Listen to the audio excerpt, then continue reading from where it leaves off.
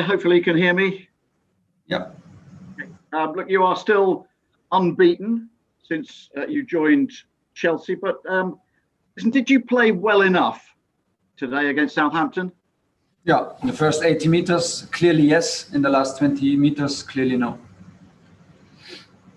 And why do you think that was the case?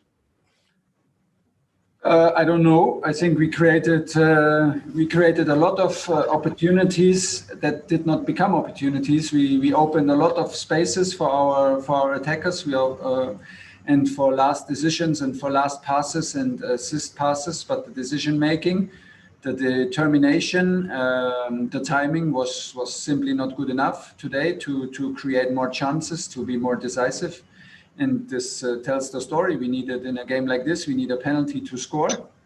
So it's as easy as that. The second half, we had more touches in the box, but when we created something, we lack precision to finish it. We lack composure today, and we could not win the decisive one-on-ones.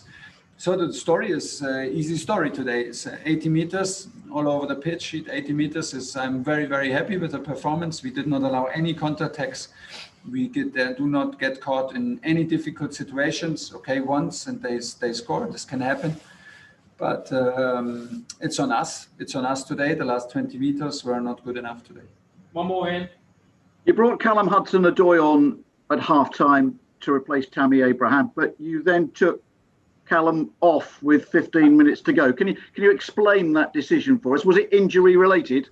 No, it was not injury related. In a game where it's hard to create chances, you need to rely on a counter pressing to force maybe errors and to get the second ball and get an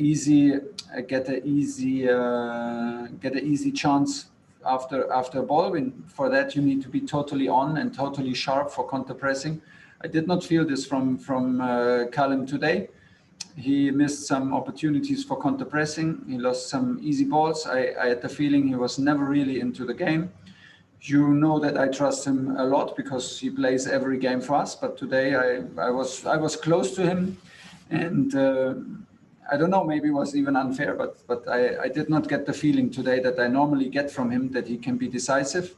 So it's a hard decision today, but nothing that will stick between us or stick for long. Tomorrow is forgotten, and we prepare Atletico. Paul Rowan. Unmute yourself, Paul. Hello, Thomas. Hi. You talked last week about confidence with your goalkeeper. Are you not concerned about eroding Callum's confidence by doing that? You know, by hauling him off like that, substituting a substitute effectively? No, absolutely not. We have to understand that that everybody needs to understand that sometimes. Not sometimes I take the decisions to win games, and it's not a problem that he does mistakes or that he has a bad game or that he does a miss, but we cannot lack energy. We cannot lack energy 10%, 5%. It's not possible. And I know what he can give. That's why I trust him a lot, and this will not change. But I know he knows exactly what I demand from him, and when he does not reach this level, maybe he has a hard decision. Like today, it's like this. But there's no need to think in old-fashioned terms that this is the worst thing that can ever happen. No, that happened today. Tomorrow is already over, and maybe he starts again against Atletico if we need his qualities. But then he needs to be trustful and he needs to be reliable. And this is the next step for him. And he was always, now when he started, he's a bit in trouble when he comes from the bench. It was like this against Sheffield. It was again today. And so it's on him to improve because we need him in some games from the bench. But then he needs to hang in a different way. And so now it's forgotten. He needs to step up to learn from it, accept it, swallow it, and no problem. Last two on today before we do Mondays, Nizar and then Dan King.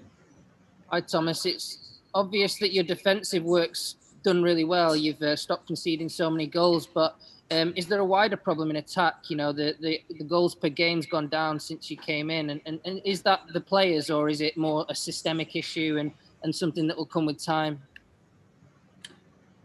We will work on it, but you can score in any structure, and you can concede goals in any structure. So the structure is never the problem, or never the solution in both ways.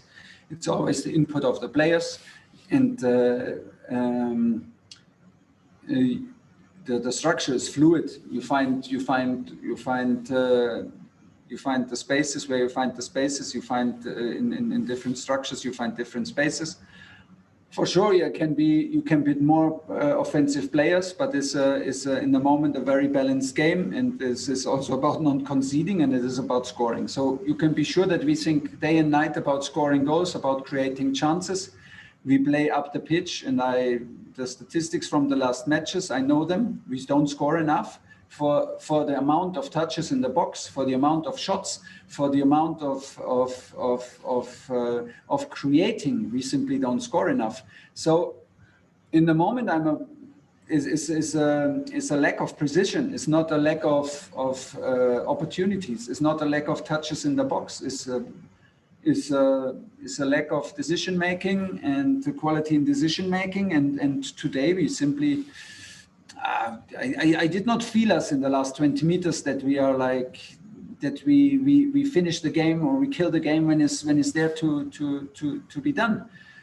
Well, I will have to analyze it, and in the end, it's my job to create even more chances or more bigger chances or whatever. But yeah. Last question on today, Dan King. Hi, Thomas. On a similar theme, I mean, do you accept that the biggest challenge of your job, and the main reason why you've got the job, is that you need to find a way to make all this expensively assembled attacking talent come together and play well? That is your main job. That's why you're here. My job is to win games. My job is not to put some expensive guys together. I'm absolutely don't agree. Okay, that is today's review. We're now going to do a quick Mondays. That's an embargo of 22:30 on Sunday night. And